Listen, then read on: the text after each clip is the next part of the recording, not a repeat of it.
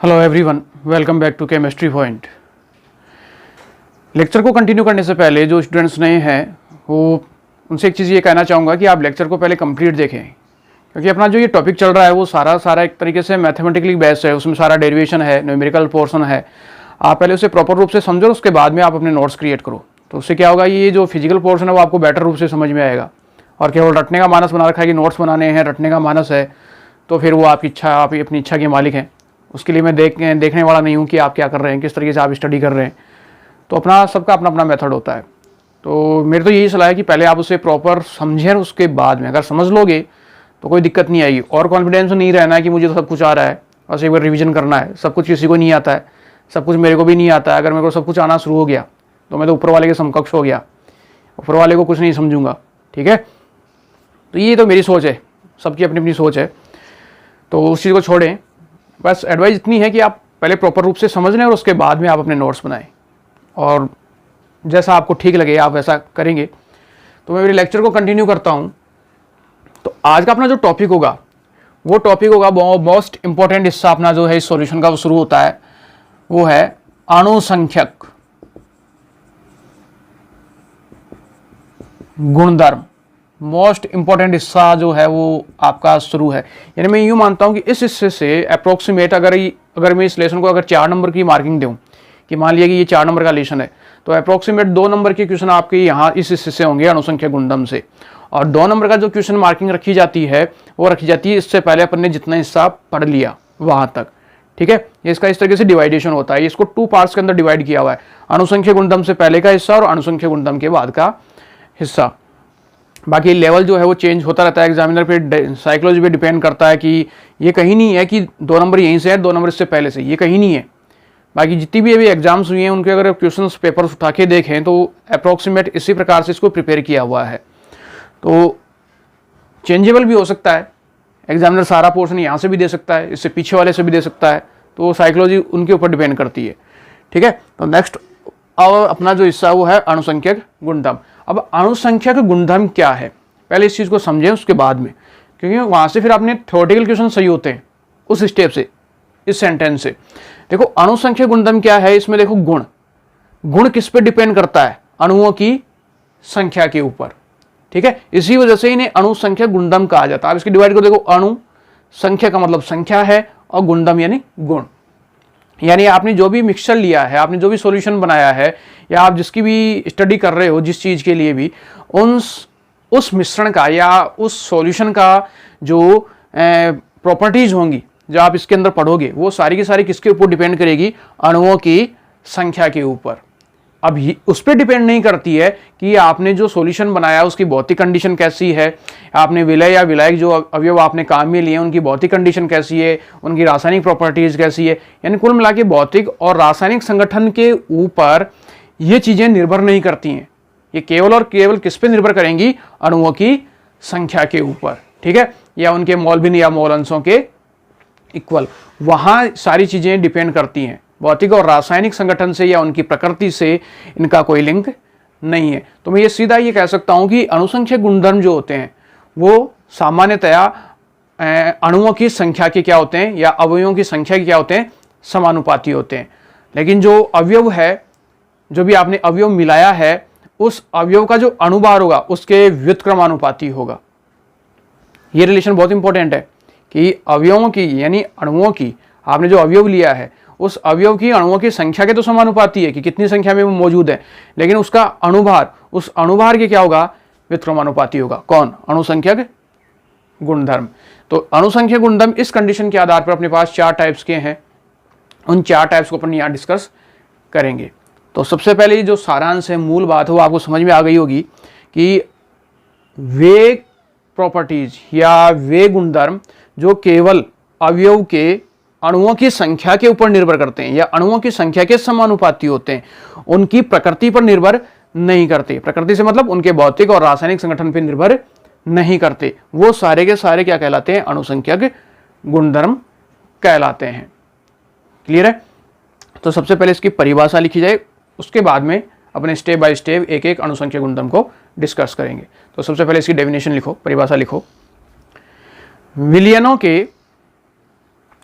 विलयनों के वे भौतिक गुण विलयनों के, वे भौतिक गुण जिनके मान, विलयनों के वे भौतिक गुण जिनके मान विलयन के इकाई आयतन में, विलयन के इकाई आयतन में घुले हुए विलय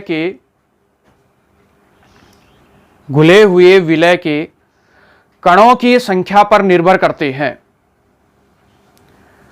घुले हुए विलय के कणों की संख्या पर निर्भर करते हैं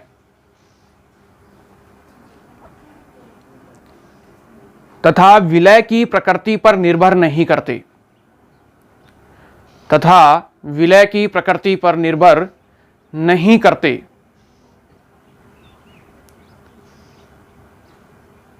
ऐसे गुणधर्म अणुसंख्यक गुणधर्म कहलाते हैं। ऐसे गुणधर्म अणुसंख्यक गुणधर्म कहलाते हैं।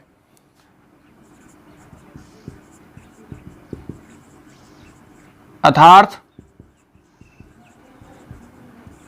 अणुसंख्यक गुणधर्म समानुपाती विलय के कणों की संख्या, विलय के कणों की संख्या तथा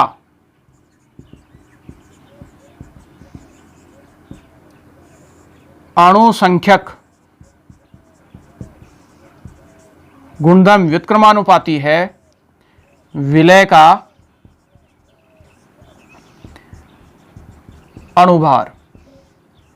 ये थ्योरेटिकल क्वेश्चन है। ये अणुभार के तो व्युत्क्रमानुपाती होगा, लेकिन कणों की संख्या के क्या होगा, वो समानुपाती होगा।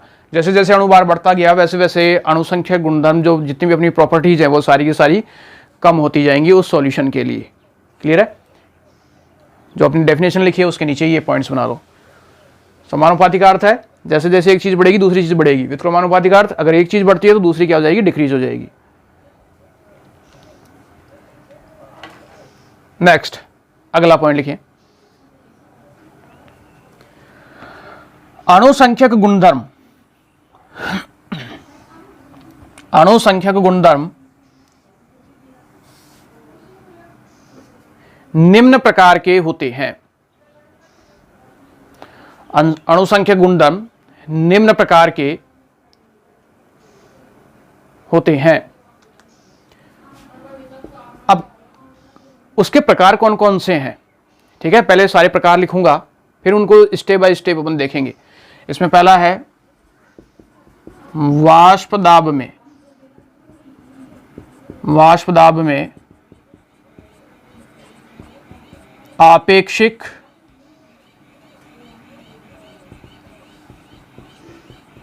अवनमन।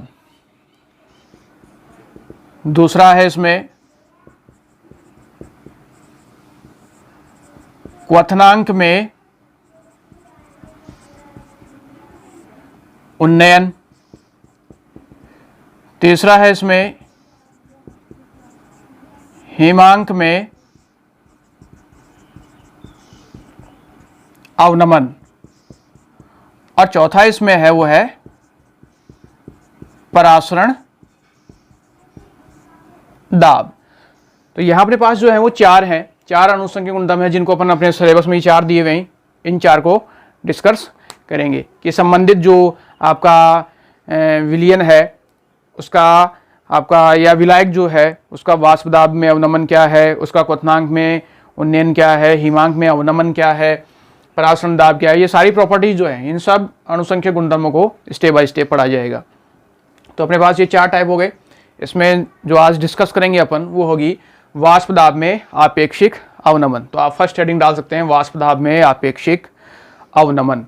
और ये अपना ये टॉपिक अपना पीछे पड़ा हुआ है, तो मुझे जहाँ तक मुझे लगता है इसमें आपको कोई प्रॉब्लम नहीं आनी चाहिए कि आप वाष्प दाब में आपेक्षिक अवनमन जो है वो क्या है। तो फर्स्ट हेडिंग ये आपने लिख लिया होगा, फर्स्ट हेडिंग डालोगे इसमें वाष्प दाब में आपेक्षिक अवनमन। तो इसको एक बार रिपीट कर देता हूं इस चीज को कि वाष्प दाब में आपेक्षिक अवनमन एक्चुअल में था क्या।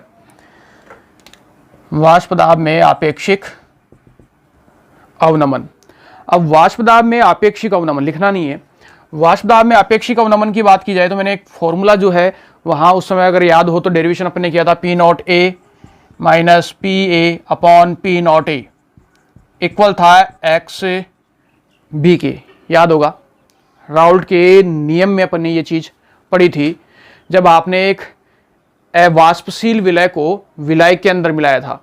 अब वो आपका अवाष्पशील विलय ठोस भी हो सकता है और वो एक लिक्विड भी हो सकता है। जैसे आपने वाटर के अंदर ऑयल को मिला दिया तो वाष्पीकरण की प्रक्रिया केवल वाटर के मॉलिक्यूल्स की होती है, ऑयल की नहीं होती है। आपने ठोस मिला दिया, जैसे ठोस मिला दिया आपने साल्ट उसके अंदर मिला दिया जल के अंदर, तो घुलनशील घुलता तो है लेकिन साल्ट कभी भी वाष्पीकृत नहीं होता है। तो कुल मिला के आपने जब भी एक अवाष्पशील कंपाउंड को वाष्पशील विलाय के अंदर मिलाया है तो जाहिर सी बात है वाष्प दाब में क्या होती है, कमी होती है, और वही अपना वाष्प दाब में आपेक्षिक अवनमन कहलाता है। कुछ वैसा है, सेम वो का वही पोर्शन है। तो फिर वहां से अपन ने उसका डेरिवेशन सोल्व किया था, सारा डेरिवेशन आ चुका था अप टू, मैं इसको हाँ दोबारा डिस्कस नहीं करूंगा। आप नेक्स्ट अब पिछला लेक्चर देख सकते हैं, जिन्होंने नहीं देखा, जिन्होंने देखा अच्छी बात है, याद होना चाहिए। तो वहां जो है अपने पास ये मूल डेरिवेशन ये फॉर्मूला आया था, ठीक है, जिसमें पी नॉट ए ये उस अवयव का जहां मैंने ए को माना था विलायक और बी जो है मेरा है विलय। और एक चीज और है, मैं ये बारी बारी से कहता हूं इन चीजों के अंदर ए और बी के लिए सारी चीज एग्जामिनर की सोच पे निर्भर करता है कि जब वो पेपर सेट करता है तो उसमें ए को विलायक मानता है कि विलय मानता है। ये कभी भी नहीं, बहुत से स्टूडेंट्स की आदत होती है कि वो रट लेते हैं कि ए विलायक है बी विलय है। जरूरी नहीं अगले ने क्वेश्चन में लैंग्वेज चेंज कर दी, बी को मान दिया उसने विलायक और ए को मान लिया उसने विलय, तो वो कुछ भी हो सकता है। आपको अपने दिमाग से डेरिवेशन जो है वो सोल्व करना है। कुछ नहीं कहता तो आप अपने दिमाग से सोल्व करो जो आपने याद कर रखा है, और अगला इंडिकेशन लिख के देता है तो आप उसको वैसे ही सोल्व करोगे। अगर आपने रटा हुआ तो फिर वो ही सामाजिक लिखोगे तो वो आपका सब कुछ सही होते हुए भी सब कुछ गलत है, ठीक है। तो यहां जो पी नॉट ए है वो शुद्ध विलायक का वाष्प दाब है। पी ए जो है वो उसका विलयन जो अवस्था है, जो उसका आंशिक दाब है वो है पी ए, उसका आंशिक दाब यानी वास्तविक, और पी नॉट ए है उसका शुद्ध, ठीक है। और एक्स बी जो है वो है विलय। तो P not a minus P A ये जो है वो वाष्प दाब में अवनमन कहलाता है। ये condition P not a minus P A ये कंडीशन ऊपर वाली इक्वेशन कहलाती है वाष्प दाब में अवनमन। और जब ये डिवाइडेशन होता है तो वो कहलाता है वाष्प दाब में आपेक्षिक अवनमन। ये पूरी कंडीशन कहलाती है वाष्प दाब में आपेक्षिक अवनमन। कितना हुआ, तुलनात्मक रूप से कितना हुआ। तो वाष्प दाब में जो आपेक्षिक अवनमन है वो किसके इक्वल है, उस विलय के जो आपने मिलाया है विलय, कौन सा, अवाष्पशील, उस अवाष्पशील विलय की मोल भिन्न या मोल अंश के बराबर होता है, ठीक है। किसी भी मिश्रण का यानी किसी भी आप मिश्रण को जो भी आप बना रहे हो, प्रिपेयर कर रहे हो या विलयन जो बना रहे हो, उसमें जो वाष्प दाब में आपेक्षिक अवनमन है, ये पोर्शन मेरा यानी मेरे जो राइट हैंड में है उसकी बात हो रही है, ये जो पोर्शन है वो कहलाता है वाष्प दाब में आपेक्षिक अवनमन। यानी वाष्प दाब में आपेक्षिक अवनमन आपने जो अवाष्पशील विलय मिलाया है उस अवाष्पशील विलय की मोल भिन्न या मोल अंश के क्या होता है, इक्वल, बराबर होता है। ये चीज किसने बताई थी, हमने, राउल्ट ने। इसके लिए उसने ये फॉर्मूला डिराइव कर दिया था। अब यहां कुछ चेंजेज है, लिखना कुछ नहीं है, सारी चीज मैं लिखाऊंगा प्रॉपर रूप से, उसके बाद में लिखना है। अब यहां से आप इस डेरिवेशन को आगे ले जा सकते हैं। अब इसको आगे कैसे ले जाया जा सकता है, तो उसके लिए ये क्या है, मोल भिन्न या मोल अंश है। एक्स भी क्या है, मोल भिन्न या मोल अंश। तो मोल भिन्न और मोल अंश क्या होता है ये अपन डिस्कस कर चुके हैं, जिसने देखा उसको याद होना चाहिए। देखो, चूंकि अगर मैं इसको इक्वेशन नंबर 1 मानूं, ये मेरे पास अगर समीकरण नंबर 1 है, तो चूंकि एक्स बी बराबर मुझे उस विलय की मोल भिन्न या मोल अंश ज्ञात करनी है, तो जिसका मुझे ज्ञात करना उसका मोल मुझे ऊपर लेना है, तो मैंने यहां ले लिया एन बी।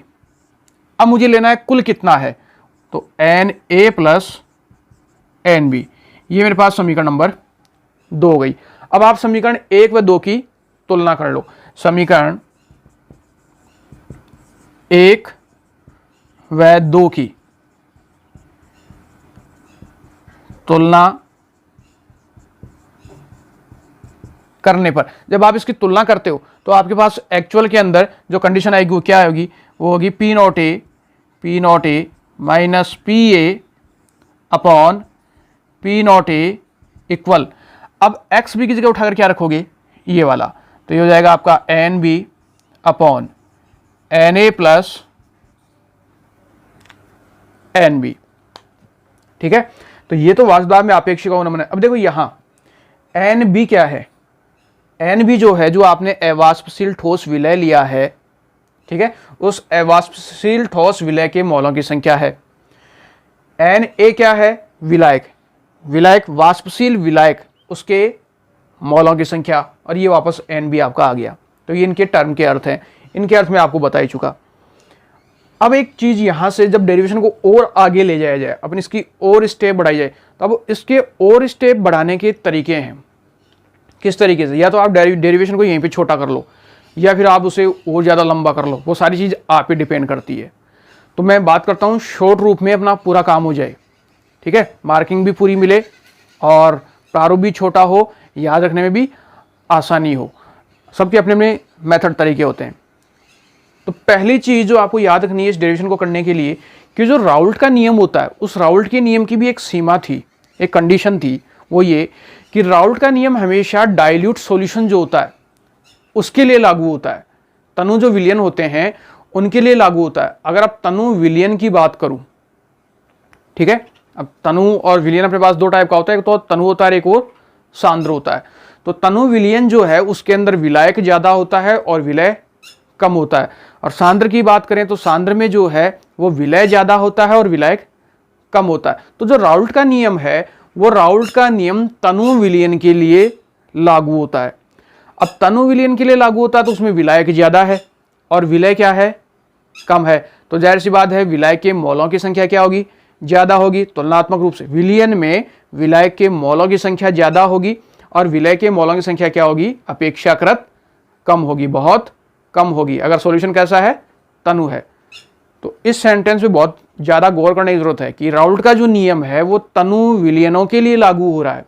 तो तनु विलयन के लिए लागू हो रहा है, तो विलयन में विलायक के मोल ज्यादा और विलय के मोल कम। तो ये है मेरा विलयन, Na प्लस Nb, विलायक प्लस विलय। तो Nb विलयन में विलय के मोलों की संख्या कम और विलायक के मोलों की संख्या ज्यादा तुलनात्मक रूप से। तो अगर इसके मोल ज्यादा है और इसके मोल कम है, तो मैथ में अपन एक चीज पढ़ते हैं डेरिवेशन सोल्व करने के लिए कि अगर कोई राशि कम है तुलनात्मक रूप से तो उसे नगण्य मान के छोड़ दिया जाता है। तो इसको अगर मैं नगण्य मान के छोड़ दूंगा तो मेरे पास क्या बचेगा, Nb अपॉन Na। अब यहाँ एक गलती हुई, जिस बच्चे ने मेरे सेंटेंस को पकड़ लिया, पकड़ के बैठ गया, वो क्या करता है कि मैंने ये कहा, सर आपने ये कहा था कि विलय के मौलों की संख्या जो है वो नगण्य मान के छोड़ दी जाती है, तो वो क्या करता है, इसको भी नगण्य मान के छोड़ देता है। मैं बात कर रहा हूँ विलयन के अंदर, ये विलयन के अंदर नहीं, विलयन तो ये है, विलयन उसको कहते हैं जिसमें विलय और विलायक मिला हुआ हो। यहाँ कहाँ मिला हुआ है विलय और विलायक, ठीक है, ये क्वेश्चन पुटअप हो जाता है। तो थोड़ा सावधान रखना क्योंकि सबका दिमाग देखो ऐसा नहीं है इक्वल होता है, सोचना चाहिए, डाउट हो पूछना भी चाहिए, अच्छी बात है। तो यहाँ देखो बेटा ये केवल और केवल विलय है, यहाँ विलयन नहीं है, ये है विलयन जिसमें विलय और विलायक मिला हुआ है, वो है विलयन। तो विलयन के अंदर नगण्य है कौन, विलय, विलय के मौलों की संख्या। तो आप केवल और केवल इसे नगण्य मानोगे, ना कि इसे। तो जब आप इसे नगण्य मान के छोड़ोगे तो क्या बचेगा, Nb अपॉन Na। ठीक है, ये कब होगा, जब विलयन क्या हो, बहुत ही ज्यादा तनु हो। तो यहीं से डेरिवेशन को आगे बढ़ाएंगे तो अपने पास जो कंडीशन हो जाएगी वो जाएगी तनु विलयनों के लिए, तनु विलयनों के लिए Na is very very very greater than Nb। अतः ये यानी विलय के मौलों की संख्या कम है और विलय के मौलों की संख्या बहुत ज्यादा है। तो ऐसी कंडीशन है, तो अतः P not a minus P A upon P not a बराबर हो गया Nb अपॉन Na, ये कंडीशन मेरे पास निकल के आती है। मान लिया ये मेरे पास जो है वो इक्वेशन नंबर क्या है, चलो इसको इक्वेशन नंबर नहीं देते हैं, इसे यहीं रख लेते हैं इसी तरीके से, इसको आगे ही कंटिन्यू करते हैं। तो मेरे पास जो है कंडीशन कुछ इस प्रकार की आ गई। अब यहाँ एन बी है वो है विलय के मोलों की संख्या, एन ए है मेरे पास विलय के मोलों की संख्या। अब आप मोल को फिर कन्वर्ट कर दो, आप मोल को फिर आगे ले जा सकते हो। तो मोल क्या होता है, मोल बराबर होता है ग्राम बटा अणुभार। क्योंकि देखो, क्योंकि ये इंडिकेशन है एन, एन क्या है मेरा मोल, अब वो चाहे आपका विलय हो या विलायक हो, तो मोल जो होता है वो होता है W अपॉन MW, यानी ग्राम जो भी अवयव है और उसका संबंधित अणुभार। ये अपने पास मोल होता है, मोल बराबर है ग्राम बटा अणुभार, इसे मोल कहा जाता है। अब जो भी आप ले रहे हो, विलय ले रहे हो या विलायक ले रहे हो, उसी के अकॉर्डिंग अपने को वो काम करना है। तो जब मुझे ये ज्ञात है कि मोल बराबर ये होता है, तो मैं पहले सबसे पहले इसको सोल्व करूंगा और उसके बाद में इसको सोल्व करूंगा। तो जब आप सबसे पहले इसको सोल्व करते हैं तो अपना डेरिवेशन किस तरीके से हो जाएगा, किस रूप में पहुंचेगा, किस फॉर्म में, P not a minus P A upon P not a equal, ठीक है, यहां तक ये दिया हुआ है। अब एन बी है वो है विलय के मोलों की संख्या। अब केवल इसको सोल्व करना है, एन बी को, विलय के मोलों की संख्या। तो मोल मोल है तो ये है, तो वहां क्या हो जाएगा, इस जगह क्या हो जाएगा, इस जगह हो जाएगा विलय की ग्राम में मात्रा अपॉन विलय का अणुभार। तो इस टर्म को उठा के आपको पहले यहां रखना है। तो आप जब इसको उठा के यहां इस एन बी के लिए रखोगे तो किस तरीके से दिया जा सकता है, इसे दिया जा सकता है डब्ल्यू बी, ठीक है, विलय के लिए कर रहे हो बात, तो डब्ल्यू बी यानी विलय के मोलों, सॉरी विलय की ग्राम में मात्रा, और नीचे हो जाएगा एम डब्ल्यू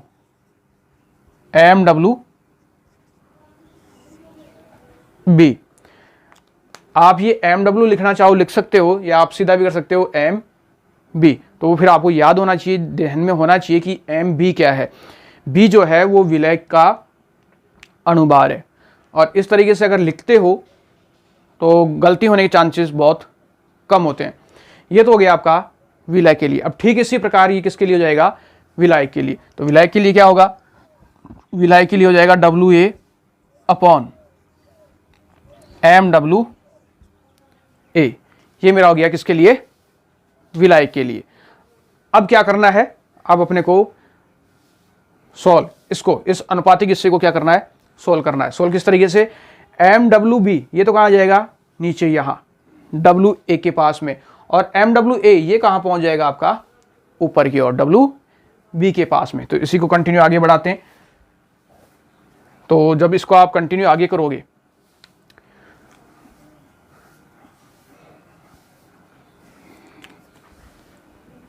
तो यहां ले लें इसको, हेडिंग तो आप डाल चुके हो।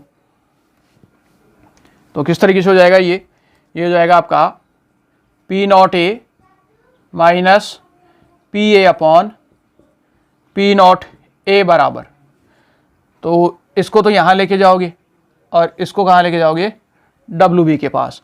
तो ये हो गया आपका W B into M W A upon W A into M W B. ये मेरे पास जो है वो स्थिति क्रिएट हो गई। ये मेरे पास समीकरण नंबर हो गई आपकी 3। यहां मैं इस डेरिवेशन के पास पहुंच चुका। अब यहां जो क्वेश्चन पूछा जाता है, मैं उसके लिए आगे बढ़ूंगा।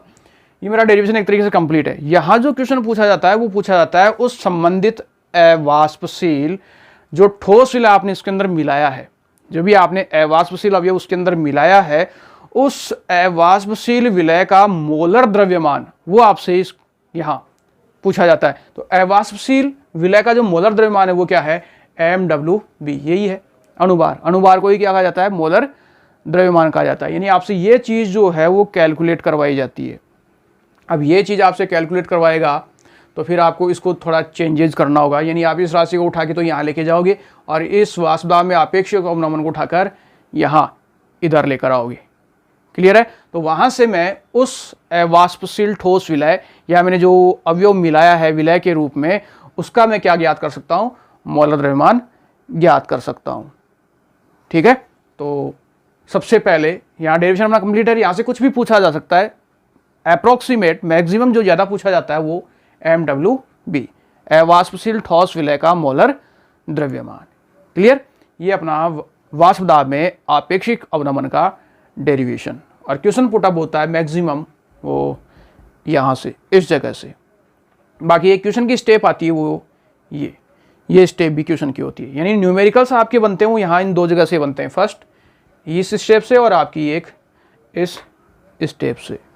क्लियर, तो सबसे पहले हेडिंग डालोगे आप, हेडिंग डाली होगी वाष्प दाब में आपेक्षिक अवनमन, और इसके नीचे पॉइंट लिखो। डेरिवेशन बाद में होगा, पहले पॉइंट लिखा जाएगा, वो पॉइंट लिखो। राउल्ट के नियमानुसार, राउल्ट के नियमानुसार के आगे डैश कर दो और इन्वर्टेड कॉमा, और उस इन्वर्टेड कॉमा के अंदर लिखना है राउल्ट के नियमानुसार डैश, और इन्वर्टेड कॉमा जो है वो कंटिन्यू है। अवाष्पशील ठोस के लिए, अवाष्पशील ठोस के लिए किसी विलयन का आपेक्षिक वाष्प दाब अवनमन, किसी विलयन का आपेक्षिक वाष्प दाब अवनमन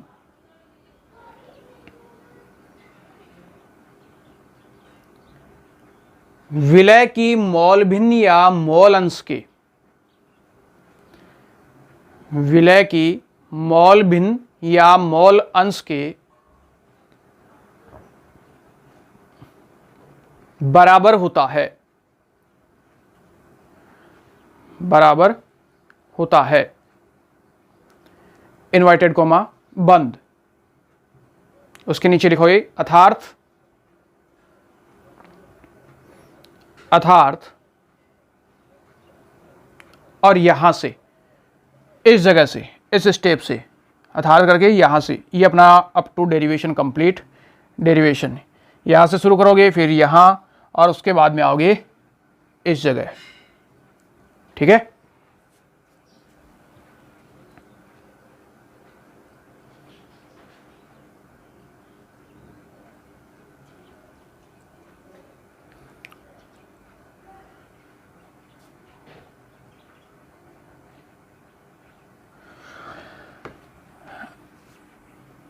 अब यहां से किस किस का क्या अर्थ है, उस चीज को अगर देखा जाए,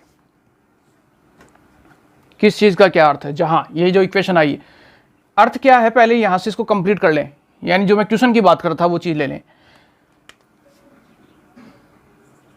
विलय का मोलर द्रव्यमान, जिस क्वेश्चन की बात कर रहा था मैं, विलय का मोलर द्रव्यमान, तो विलय का मोलर द्रव्यमान क्या होगा यहां से, यानी मुझे ये चीज निकालनी है MWB। तो MWB इक्वल, मुझे ये चीज निकालनी, तो आप इसको उठा के इधर ले जाओ, बाकी का सारा हिस्सा ऐसे कैसे इधर रहेगा, और ये सारी राशि उठकर यहां नीचे की ओर आएगी। ठीक है, तो जब ये नीचे की ओर आएगी तो ऊपर क्या बचा आपका WB into MWA upon WA, ये यहां पहुंच गया, ये आएगी नीचे की ओर इसकी जगह, तो हो गया P0A minus PA upon P0A। ठीक है, यहां तो हो चुका, ये नीचे की ओर आ गई। अब देखो चेंज क्या होगा, ये राशि कहां जाएगी, P0A कहां जाएगा, ऊपर की ओर, तो ये कन्वर्ट हो गया, क्या हो गया MWB बराबर WB इंटू MWA अपॉन ये यहां है WA। अब ये ऊपर गया और ये नीचे है, तो इसको लिखा जा सकता है P not a upon P not a minus P A. ये मेरे पास जो है वो मेरी समीकरण, किसी भी उस संबंधित आपने जो विलय मिलाया है अवाष्पशील विलय, अवाष्पशील विलय का जो मोलर द्रव्यमान है वो किस तरीके से ज्ञात करूंगा, मैं इस समीकरण के द्वारा उसे ज्ञात करूंगा। अब इस समीकरण में किस किस का अर्थ क्या है, वैसे तो हो चुका है, गलत नहीं होना चाहिए, सारा मैं बोल चुका है इधर पीछे। MWB फिर भी लिख देता हूं। MWB क्या है, जिसको लगता है कि वो भूल जाएगा वो नोट कर सकता है, और जिसको ये है कि मैं प्रॉपर रूप से याद रख लूँगा, कोई ज़रूरी नहीं है कि वो उसे रिटर्न वर्क करेगी, उसे लिखेगी। तो यहाँ जो है वो कौन सी चीज़ क्या क्या है, जहाँ MWB वो है विलय का मोलर द्रव्यमान, विलय का मोलर द्रव्यमान। उसके बाद में है आपका WB। WB की बात की जाए तो WB है विलय की ग्राम में मात्रा, विलय की ग्राम में मात्रा। उसके बाद में आपका दिया हुआ है MWA। MWA बराबर है विलायक का मोलर द्रव्यमान। उसके बाद दिया हुआ है WA। WA है विलायक की ग्राम में मात्रा। नेक्स्ट अब P not a. P not a शुद्ध अवस्था में, शुद्ध अवस्था में विलायक का वाष्प दाब।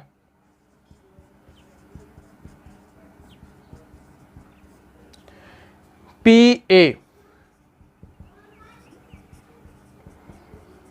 विलायक का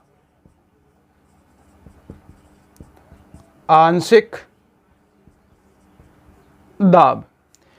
ये अपने पास इन टर्म्स के अर्थ हैं। तो आपको प्रत्येक टर्म्स का अर्थ याद होना चाहिए। एक तरीके से मेरी रिक्वेस्ट है इस चीज़ के अंदर बहुत ज़्यादा सावधानी रखने की ज़रूरत है, वो ये कि A और B को रटोगे नहीं कि A और B क्या है, वो अपनी सहूलियत के अनुसार है। A और B क्या है कि अपन ने उसको क्या माना है या फिर एग्जामिनर ने उसको क्या माना है, एग्जामिनर ने उसको किस चीज़ को क्या मान के दिया हुआ है। तो बी केयरफुल, जब आप क्वेश्चन पढ़ो तो बहुत सावधानी से क्वेश्चन को पढ़ना है, बहुत अच्छे ढंग से आपको फॉर्मूला याद है, प्रॉपर रूप से सारा न्यूमेरिकल आपको आ भी रहा है, लेकिन अगर आपने शब्दों को ध्यान से नहीं पकड़ा तो कोई अर्थ नहीं है कि आपको न्यूमेरिकल आ रहा था या नहीं आ रहा था, क्या कंडीशन आपने क्रिएट की थी या क्या नहीं की थी। कोई एक्सक्यूज़ नहीं होता है करने के बाद, रिटर्न वर्क करने के बाद। एग्जामिनेशन हॉल से जब आप बाहर आते हो, एग्ज़ाम देके बाहर आते हो, तो वहाँ मालूम होता है अरे मैंने तो ये कर दिया, क्वेश्चन को पढ़ा ही नहीं। तो जब न्यूमेरिकल करो बड़े आराम से, दिमाग को कूल रख के, बड़ी शांति से पहले स्टेप को पढ़ो।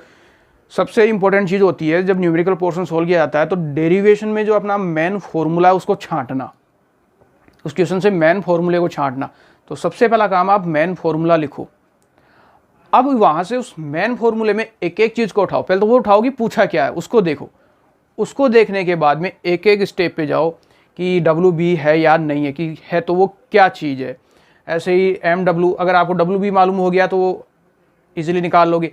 आपको A मालूम हो गया कि ये मेरा विलायक है, तो उस विलायक को इंडिकेट करोगे कि ये विलायक है, इससे संबंधित चीज़ ये है। ठीक है, शुद्ध अवस्था में वाष्प दाब कौन सा है और आंशिक दाब कौन सा है, वो चीज़। तो हर एक चीज़ आप पर्टिकुलर इस रूप में नोट करोगे, फिर आप सारी वैल्यू जब आप सामने रख लोगे, उसको उठा के आप न्यूमेरिकल में पुट करोगे तो बड़ी इजीली रूप से आपको वो न्यूमेरिकल सोल्व हो जाएगा।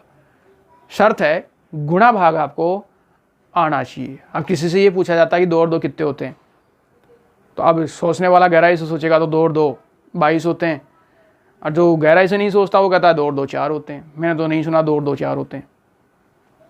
ऐसा भी कह देगा कि सर बीच में और लग गया ना, तो यूँ कह देगा 2 2 कितने होते हैं, 2 2 4 होते हैं। कुछ ये कहते हैं 2 और 2 कितने होते हैं। तो लैंग्वेज को एक्सप्लेन करने का तरीका है। 2 और 2 कितने होते हैं, उसका आंसर भी 4 देता है। 2 2 कितने होते हैं, उसका आंसर भी कितना देता है, 4 देता है।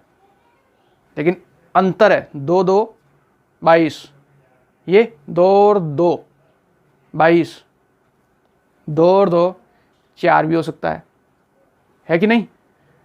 और की जगह क्या मानोगे, कहता है सर प्लस मान लो या माइनस मान लो, तो वो तो गहराई की चीज़ें हैं, वहाँ मैं नहीं जाऊँगा। लेकिन कुल मिला कहने का इस चीज़ से समझाने का अर्थ ये है कि आप क्वेश्चन को प्रॉपर रूप से समझो कि सामने वाला क्या कह रहा है, क्या कहना चाहता है, आप उस चीज़ को पकड़ो और उसके बाद में आप उस चीज़ को सॉल्व करो।